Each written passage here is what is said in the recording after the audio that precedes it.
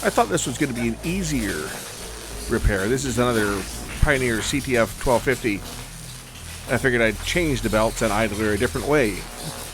Maybe make things easier, show you guys an easier way to do it, but this one turned out to have a few more problems. Let's check it out. Okay, this is the second Pioneer CTF1250, and the complaint on this one is it's not playing correctly.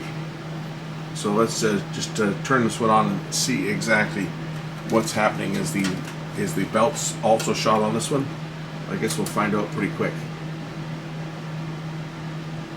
And this one here, the Capstan motor is not turning at all on this one. Like either the belt is completely wound up or it's seized. But the Capstan motor doesn't even appear to try to turn. Well, it does try to turn. I think the belt is just gummed up on it and jammed.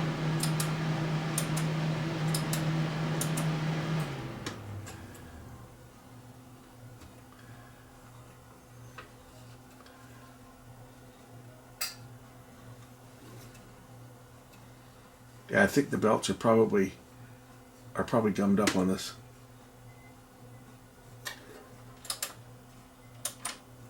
So probably the same as the last one. It's going to need all the belts replaced, which I just so happen to have a kit.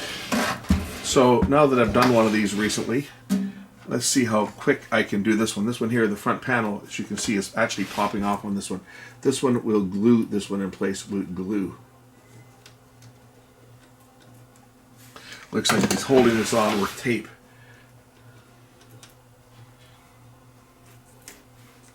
So remove the tape that he's holding it in place with. The panel will actually come right off. And as you can see here, the spring is what's pushed this off. It's got tape wrapped on here to hold it in place. The double-sided tape failed on this one as well. This one we'll put in place with glue, and the last one I'm probably going to glue it as well, just because I don't trust the tape that's on there. I don't trust the double-sided tape that was put on, that I put on. The original tape failed. The replacement double-sided tape will probably also go bad.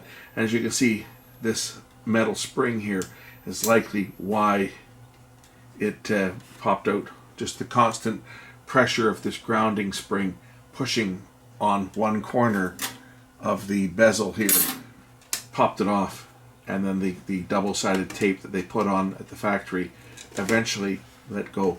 I'll be using a type of contact cement and we'll glue this one on, and that should fix it once and for all. And as I say, the last one, as you can see, here's the double-sided tape here that's just all let go. The other one I think I'll probably go back and I'll glue that one as well, just to make sure, because the double-sided tape I don't think is going to be a long-term solution for these. So first things first, remove the top cover. As I say, I've now done one of these ones. I worked on one of these years and years ago, but I haven't seen one of these units in probably 20 odd years. Yeah, try for more like 35 years. And even when I did work on one before, which I have worked on this unit before when I worked in the business, but it wasn't changing belts on it. It was cleaning controls and other things like that, because there wasn't a lot of these units around. They were expensive.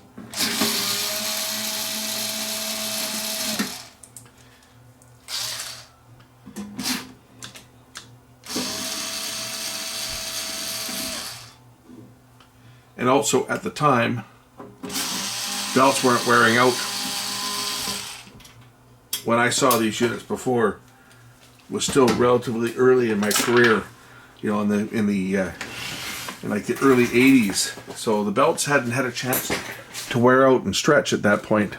Most of the service we were doing on these was cleaning and cleaning controls and stuff. If we look down on this one, we'll see that the belt has not turned to mush. On this one, the belt is actually still intact. It's just so loose that it's not turning anything. So we'll be changing the belts and the idler on this one. I'm going to do it a little different than the first one. The first one I took the idler assembly apart. This one I'm going to try and do without taking the idler assembly apart. Might make things a little bit easier and quicker. And besides that, I don't want to make two videos exactly the same, doing service on the same machine. So we'll do this one a little different and see whether it's any easier to do without taking that idler off.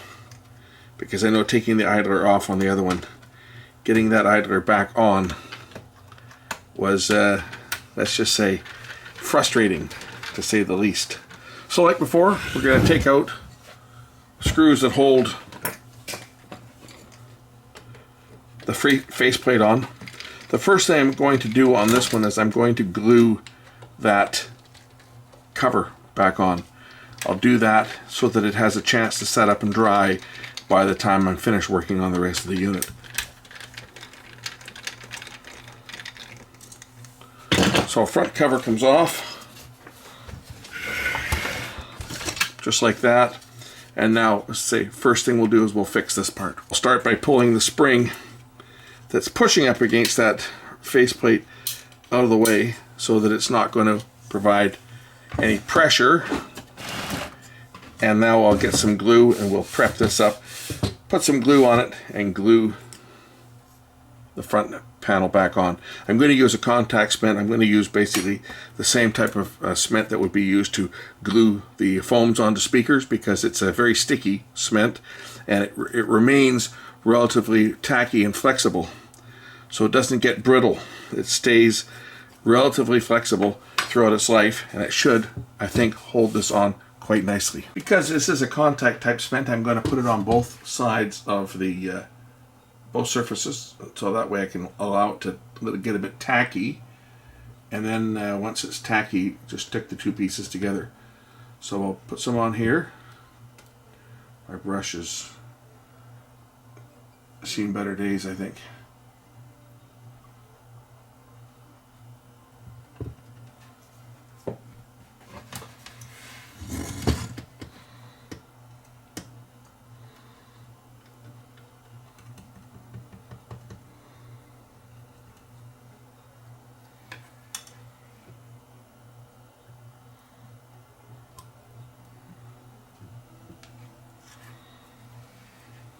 Once both sides are glued, I'm going to let it sit for about 10 minutes so that the contact cement will get a bit tacky, and then it's just a matter of putting the two pieces together.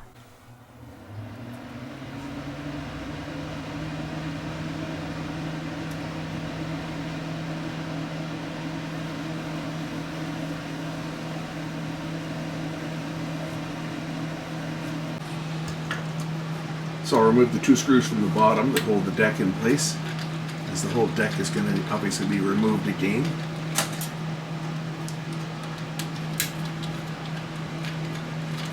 And then there's 7 screws on the front that get removed.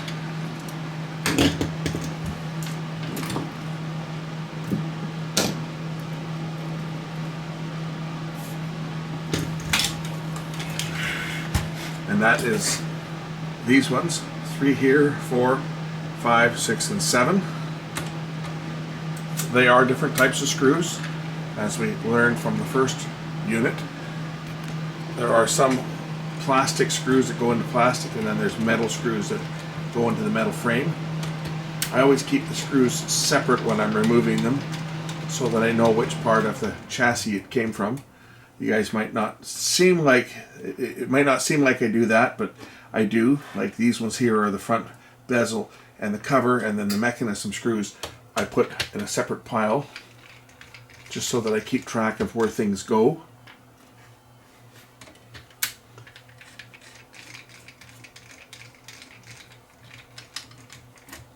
And no, I don't ever lose screws. The only time there actually is any extra screws on my bench is when I've taken something apart that's not repairable and I don't put them all back in because I'm tossing it out. And then they get cleaned up and put into a bin of random screws. The 2 plastic screws are the top ones. Here and here. The other ones are metal screws. Okay, now that the mechanism is undone, I can now push the mechanism back and remove it. I'm going to unplug the LED for the quartz lock. Now we can push the mechanism back. Oh, I got to remove this bracket here too. Do that first, because it makes it a little easier to get this out of here by just removing that bracket. Take it off the spring. This is the tape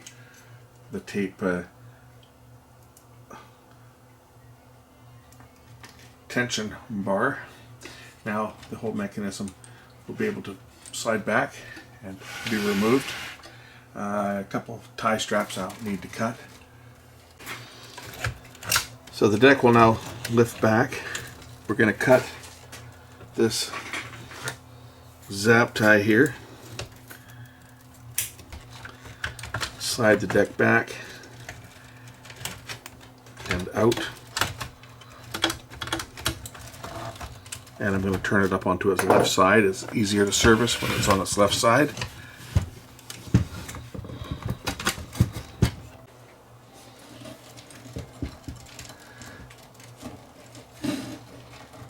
The wires around in this bracket. I'm going to also cut this off. A zap tie down here which attaches the head wires to the wires from the switch block. So if we cut that zap tie, makes it a little easier to work on. That just gives me a little more slack to work with the wires. Okay, now that I've got the deck out, again, we're going to remove the slide plate here. This one, the brake slide plate. So we do that by pulling down the spring to release the spring from the catch, and then the brake slide plate lifts out just like that. We'll set that aside for future use. We've got a main belt here to change, this idler to change, and of course the belt that's in behind this pulley here. This is for the tape counter. It operates the optical sensor for the tape counter. So we'll change this one out first. Again, like before, pull the front cover, all the front cover off like that. And now we've got that small little cut washer that we have to worry about losing. These were always fun to get these out of the way. Make sure you get your finger or something over the front of it so that when you pop it off, you're not going to lose it like that. I've got it in my hand here. We'll just set it over right beside the little hub. And now I can remove the hub like that. And here's the belt that's got to be changed. It's in behind here. This is a worn belt. Let's change this belt out. As I say, once you've done one of these, it gets a lot easier the second time, because the first time you're having to figure out what procedures to use and where things are to get at them. So I should have this belt changed in pretty quick order here now. Just have to get it off the pulley.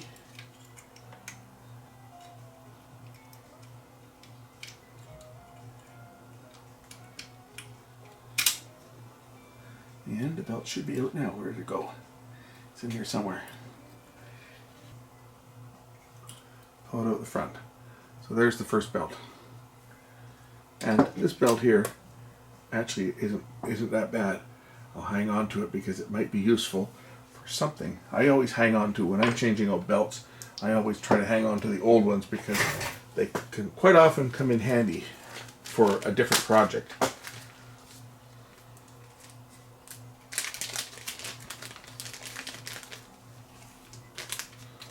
And new belt. Something will fish it in and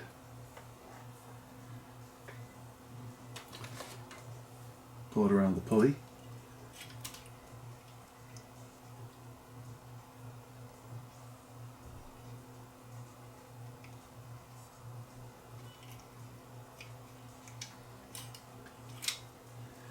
Okay, now that I've got the belt over the pulley, we're going to put the hub back on. I have to thread the pulley around, or thread the belt around the back side of this pulley. So we'll just grab it. Kind of. That didn't work, did it? I'm still hooked on my pulley. Yeah, I am.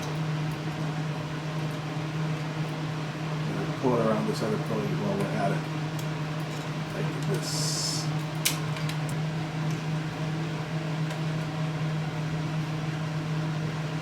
you guys can see where it is, but it's not running around the groove on the pulley. So I'm going to try and pull it into here and see if I can coax it where it's supposed to go without it falling off.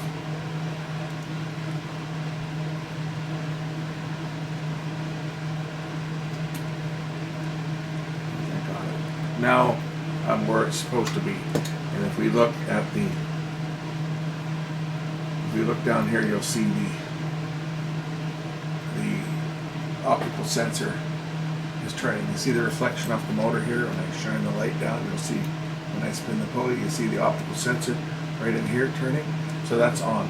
So now I can put the cut washer back on and the cap so we don't lose it. So cut washer, I stick it on the end of my finger here and we'll pop it back on and make sure that it goes all the way, snaps on. There, cut washer's in place. Now I can put the cap back on.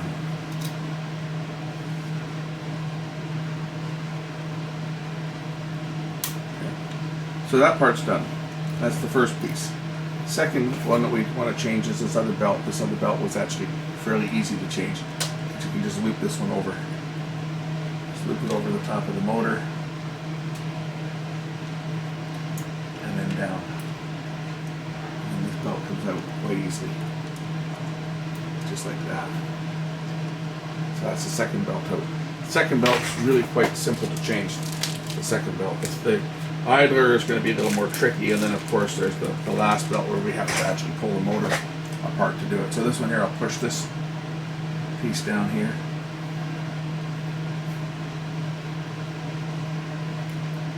Feed it through from the bottom.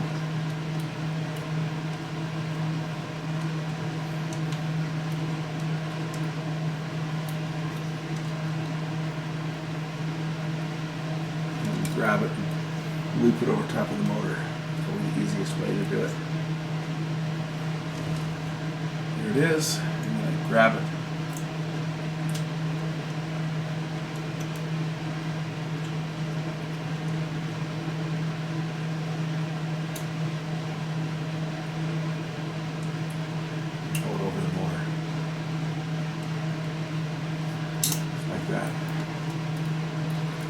And I just have to get the other end of this belt on top of its pulley as well.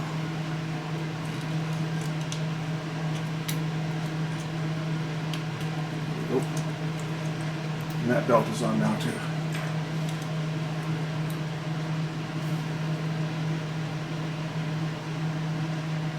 Okay, now we'll change the idler. Now, unlike the last one that I did, the last one I took this whole assembly apart. This time I'm going to do it a little different. I'm going to try at least, we'll see if I can pop this off without removing it from the rest of the unit by just using my pick or something under the idler here. If I can grab it and get it off of the tire, grab my very small screwdriver.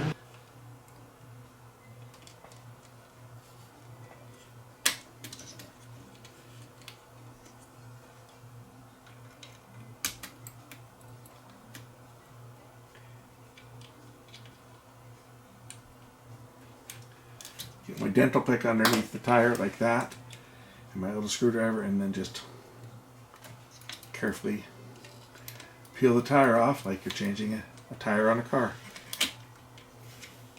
Now that was a lot easier than taking this thing apart.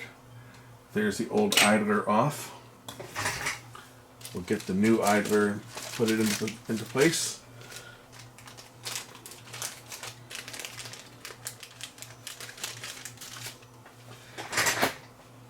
Old idler, new idler. Same idea.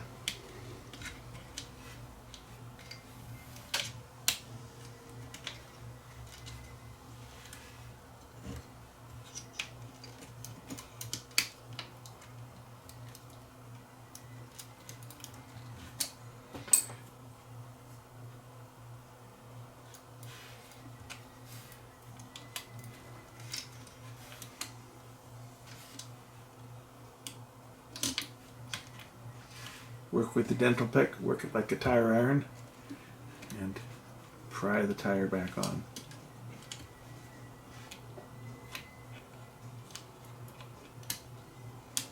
just like that.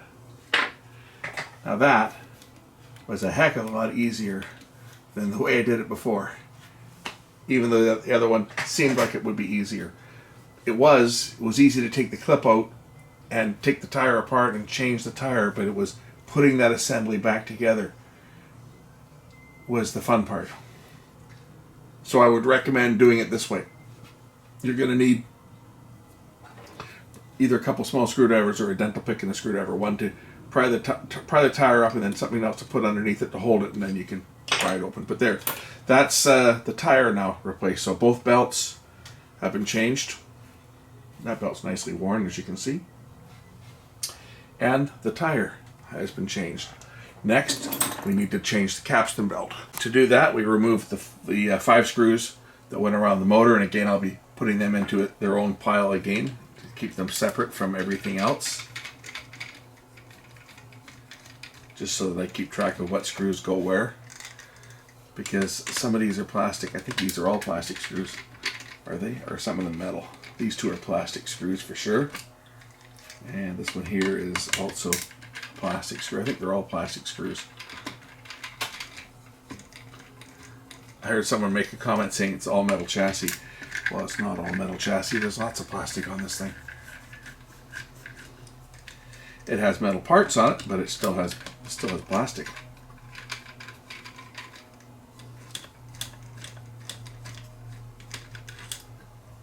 Okay, the 5 plastic screws that hold the mechanism together, and now this will lift off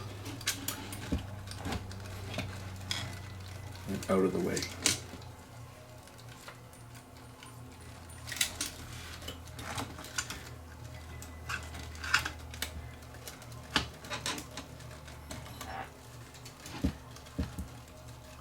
Just going to cut a zap tie here. It's tight. Holding the wires tight.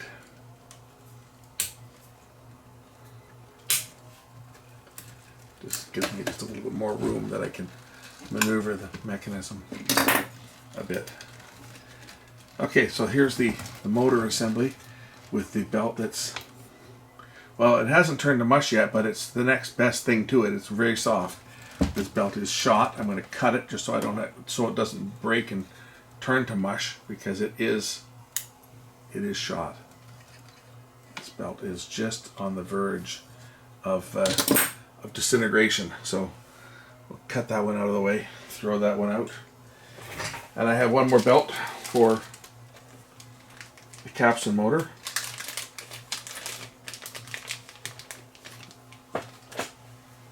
This one here. Again, I got to remove a couple screws on the back here so I can lift the bracket up, but at least on this one I won't have to do any extensive cleaning, because this one's not in bad shape.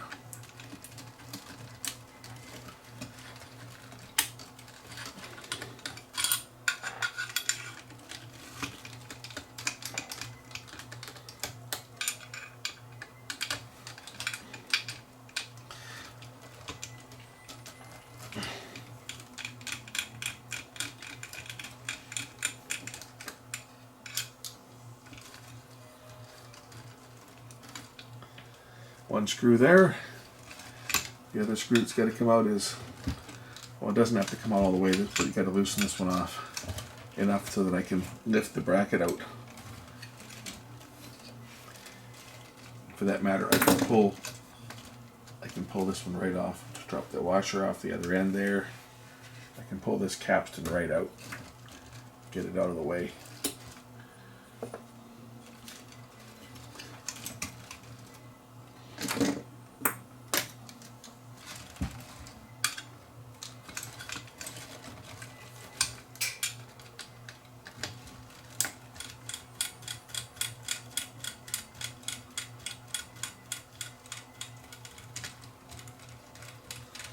Don't want to remove that screw all the way, because I don't want the bracket, I don't want this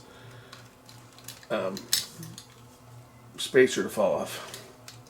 We just loosen it up enough to remove the bracket, so that I can slip the new belt onto the pulley, and then we'll lubricate the back of this bearing.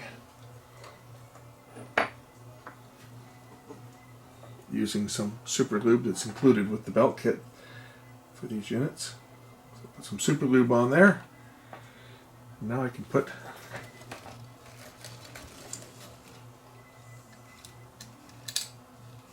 the bracket back on.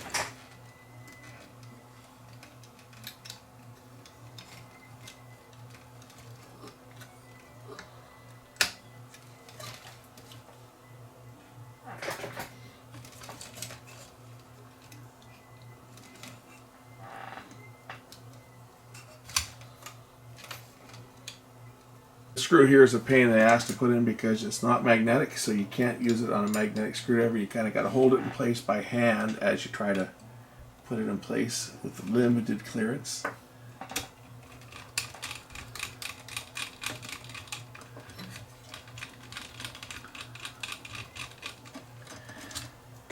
It's that bearing plate here, in addition to this set screw in the middle that you guys can't see, but this is the one that sets the clearance. So you don't want to touch that, and it's paint sealed for a reason. That sets the clearance. It pushes constantly on there. If that wasn't there, the magnet would be attracted to the steel base plate here and would not turn. Put the second capstan back in. Remember that there is a washer that goes in there. We'll pull the belt over the capstan shaft, drop it back in, and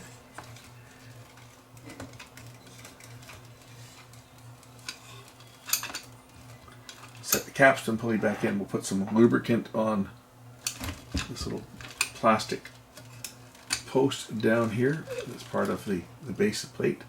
This is the back of the bearing for the secondary capstan. This is the grounding spring. It actually touches up against the frame here. So we're going to pull the grounding spring. Oh, and I'll put some lubricant on the, well, I've got this apart. I'll put some lubricant on the solenoid bearing.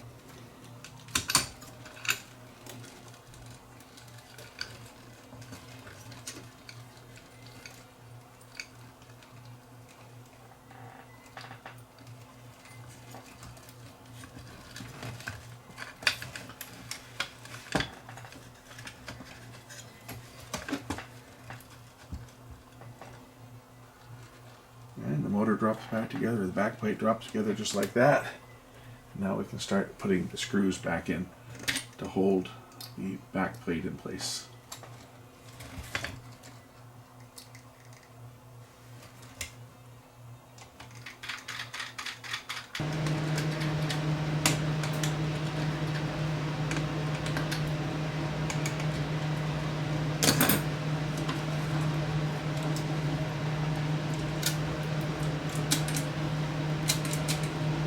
And as you can see, when I press on the solenoid, it lifts the heads up and down.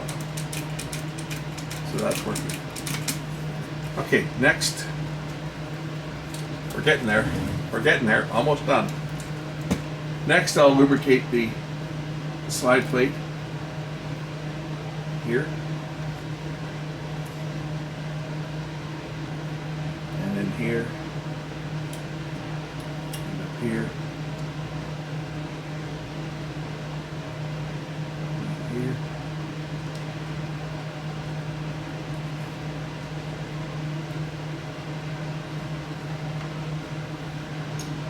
And now I can put the brake assembly back in. Brake assembly drops in.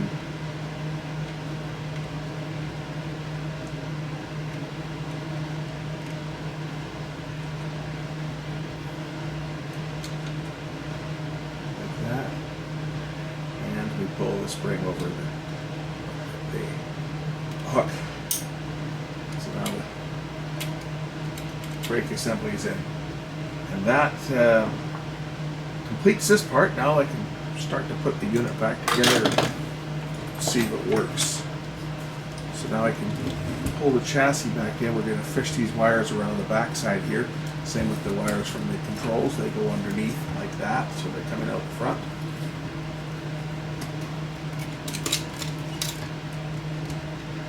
The chassis just goes back into place. Just like this.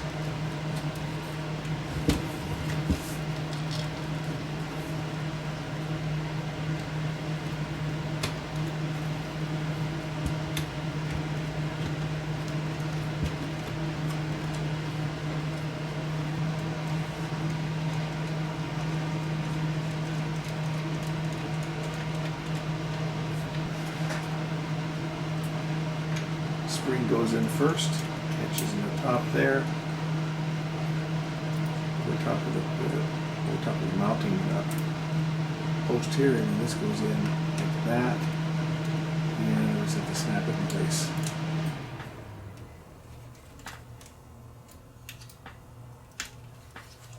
On one side and on the other over here. There, that's back together. So this unit now is basically ready to be tested. So let's plug it in, see whether it works.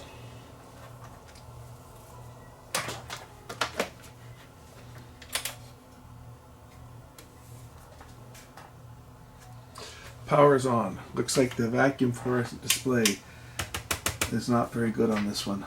It's very dim. The tape counter is bright, but the VFD, looks like the display itself is probably getting pretty tired on this one. Let's just try a tape and see whether it works. Fast forward, rewind, there we go, and play.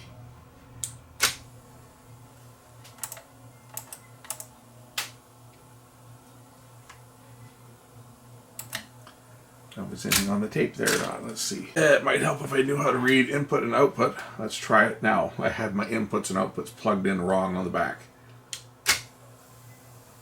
And of course there's might not be anything on this tape.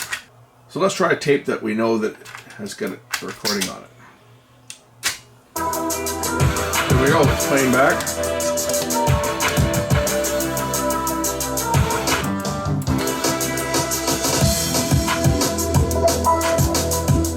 Yeah, the display is pretty sad on this one.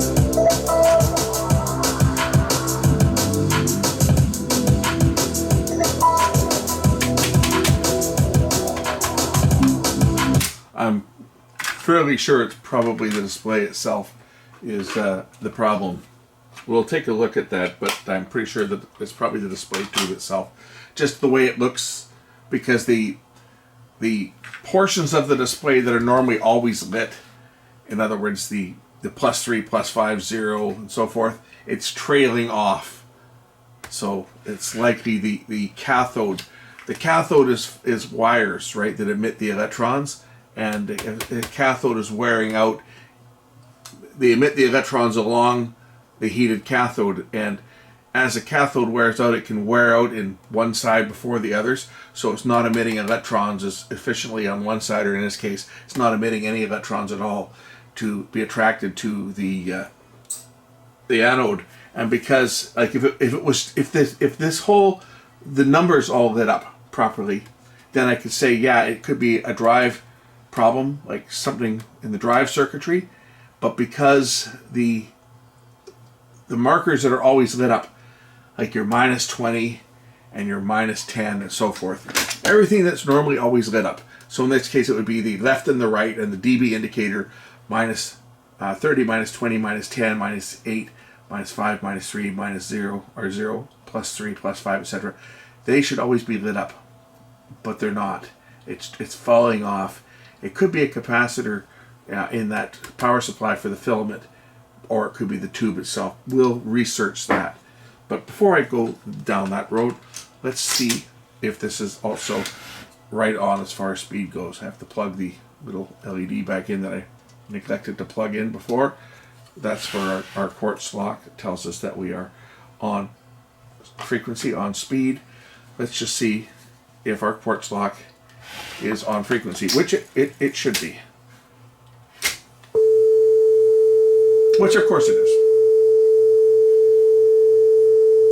Because it is. It's quartz lock. As is the deck that I recorded this tone on. That's how I know the tone is calibrated. Plus the fact that I checked my record deck with a certified tape. So my tape is certified calibration. And the speed, as we just determined, is 100% accurate. I'm going to go and dig up a schematic for this thing, just so I can look up the display circuit and just see whether maybe we have a cap that's bad in the negative supply for the filament. So we looked at the schematic. This is the power supply for the the vacuum fluorescent display. And the area that I'm looking at is this area right here of the schematic. This is where the filaments are connected. So we have the filament for the counter, and we have the filament for the level display. And we have our pilot light here. This is the one that's in the tape compartment, so we know it works, because if the fuse were to blow, we'd have no display or pilot light. We have AC voltage here coming in, and the AC voltage is presented to both filaments. As you can see, they're running off AC, but there's also a DC component that's applied to the filament, a negative voltage that is applied here. And there's a filter here, C701. I'm thinking maybe C701 has gone bad, and it's affecting this one as opposed, and it's not affecting this other one because its voltage is fed right from this 20 volt, negative 20 volt regulator. Comes down through here, but it also feeds up and is filtered in C701. That one might be bad. We'll see. But it could be the display tube itself. But we may have a cap here. It's got to be something in this area here, I would think, in this voltage for the cathode. So a bunch of time spent tracing where the blue wires go from one board to the next. The filter and the regulator and everything is on the display board, so we have to tear the whole unit apart to get to the display board. That means removing the front panel and removing a whole bunch of screws so that the board can be removed. And I got to remove the chassis again, because if I don't remove the tape transport, I can't get the board out. Wonderful design this is. Real service friendly.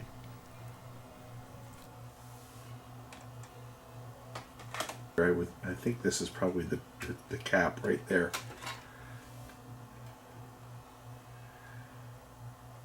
Of course, Pioneer is very good at not labeling their components. It'll have markings, like it'll have a diode marking, and it'll say like PF, but no capacitor listing or any numbers. I think it might be that one is the one responsible for the display.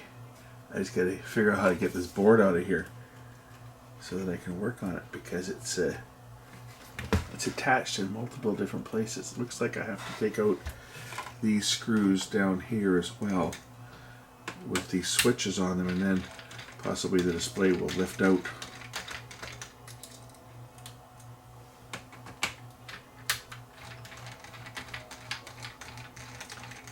I know these are not service friendly, these units.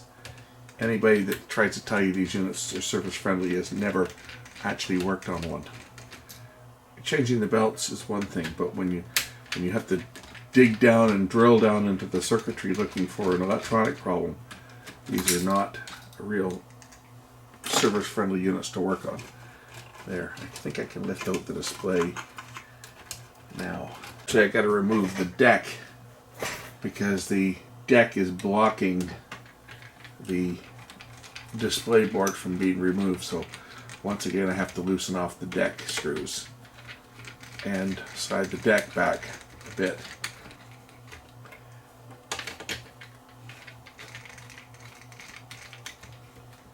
Okay, now I should be able to push the deck out of the way so that I can get enough clearance to raise this up and out of the way.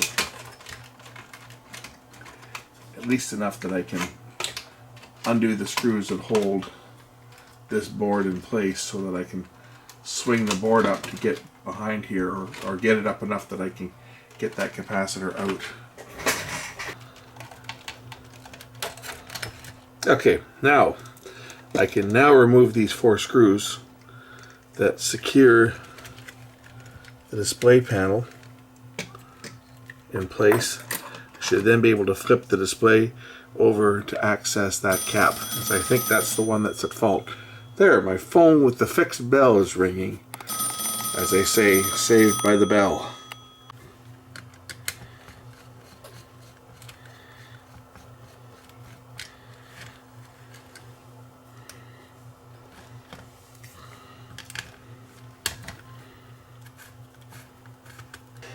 Okay, I can now access that capacitor. Let's turn on my iron and get it warming up here, and we'll change that one out just on spec. That's the one that I think, if it's going to be capacitor issue, it's going to be that one. If it's not that, then it is very likely the display itself.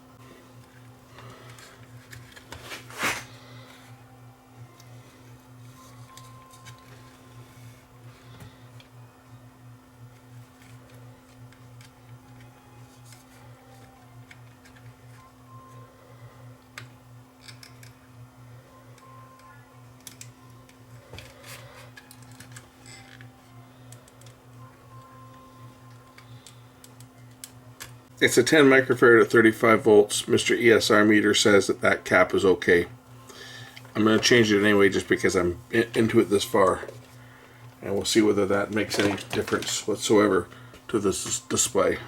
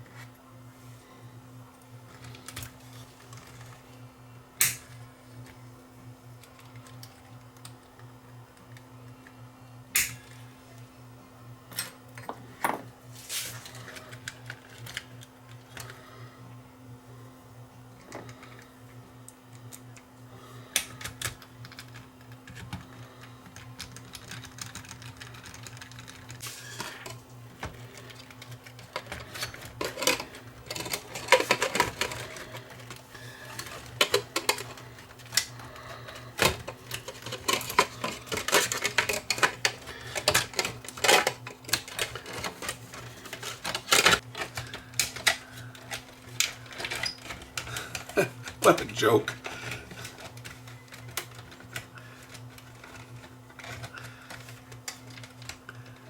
You heard the term, are we having fun yet? No, we're not.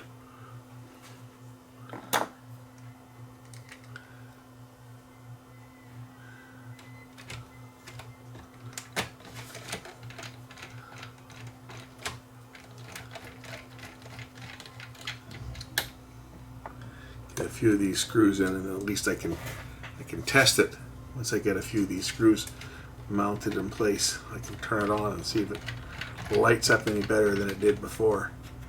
And if it doesn't, then it's probably the display itself is toast.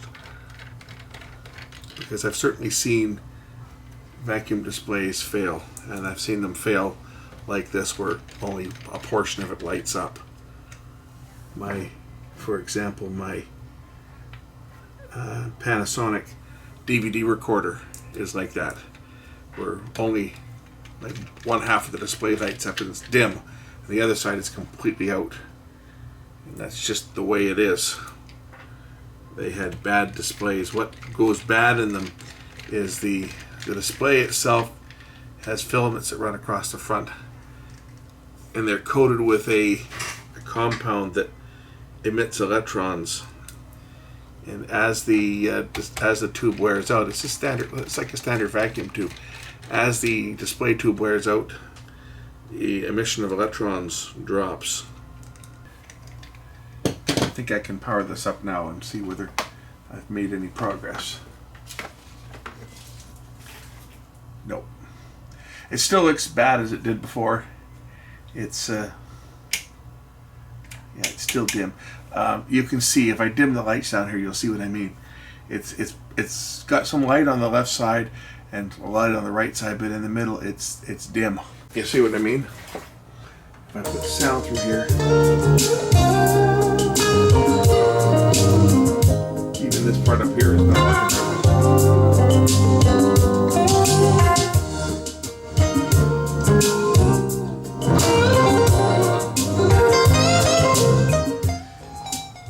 But But this one here is bright as anything, and they're both driven by the same power supply. So that's why I didn't think that cap was going to make any difference. But I changed it because really it's the only one that would have an influence on the display itself.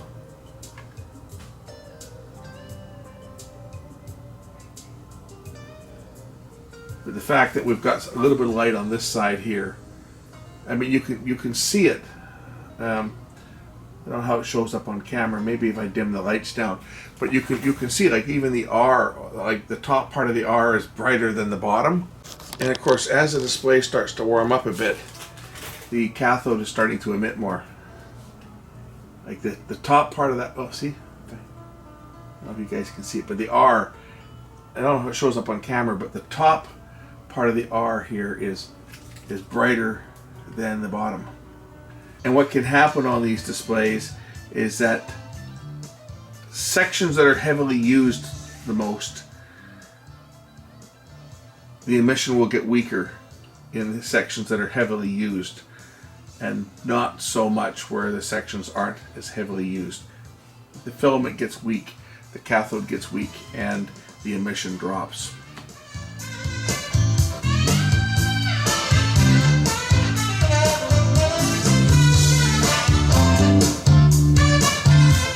And just as I thought, as it's been sitting, the emission is slowly coming back to that tube. Because this was completely out before, and now this is gradually starting to light up. I'm going to let it just sit and run while I go cook my dinner and have my dinner, and maybe this thing will have regained some of its emission. This happens quite often with vacuum fluorescent tubes if they've been sitting for a number of years without being used, just like all vacuum tubes, right? And they'll sometimes come back. It's a thermal emission, thermionic emission, like all vacuum tubes. So the hot cathode has a coating on it, and as you can see, it's starting to come back. So we'll let it run and see if the whole tube will come back. It's possible that it may restore. Fingers crossed. Voltages are correct. It's got the correct voltage. If I pop the fuse out, you'll see it'll actually take this light out on the front too. It's fed from the same power supply that feeds this light. So if I pop out the fuse here, you'll see that the display goes out. So we know that the voltage is correct. Voltages are all measuring good on here. I guess time will tell whether that display will come back. We'll leave it for a while and see. As you can see, it's been a few hours, and this tired display is kind of coming back.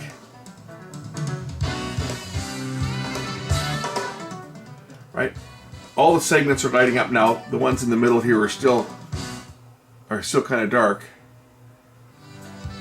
but the segments are lighting up. It's just the display is tired, so there's nothing I can do for that. Let's put the unit back together and see how it performs.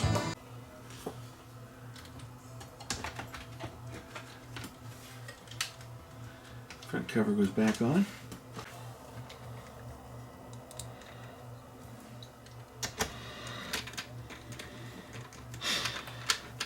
Faceplate's on. Let's check the deck out.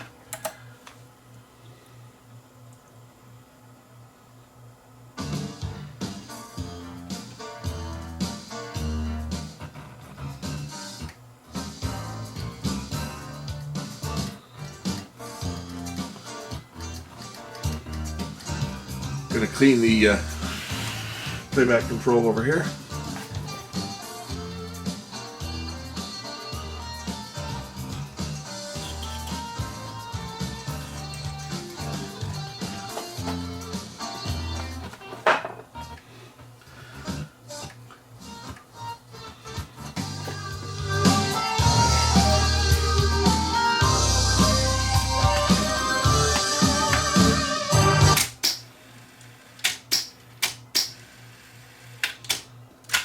That's all working. We'll just check, do one more speed verification.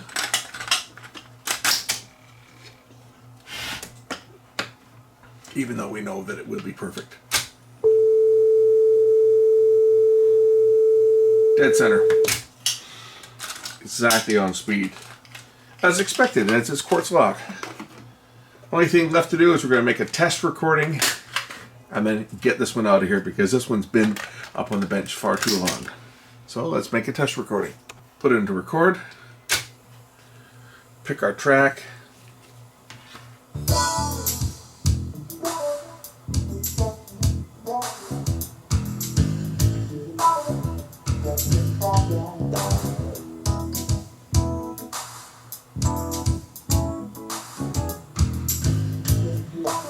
Okay, playback.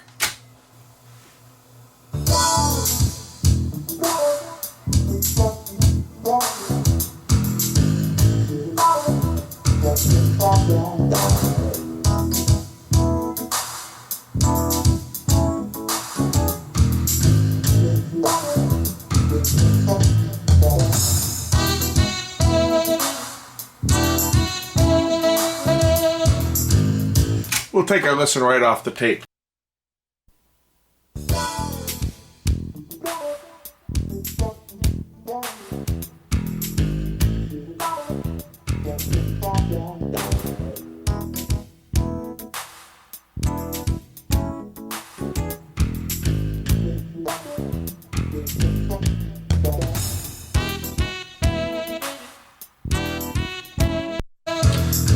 Okay, well, I can't monitor this while I'm actually recording it because I cuts out the sound on my amp. I have to rewire the tape monitor on this, so while I'm making the recording, I can't hear it, but I imagine it sounded okay.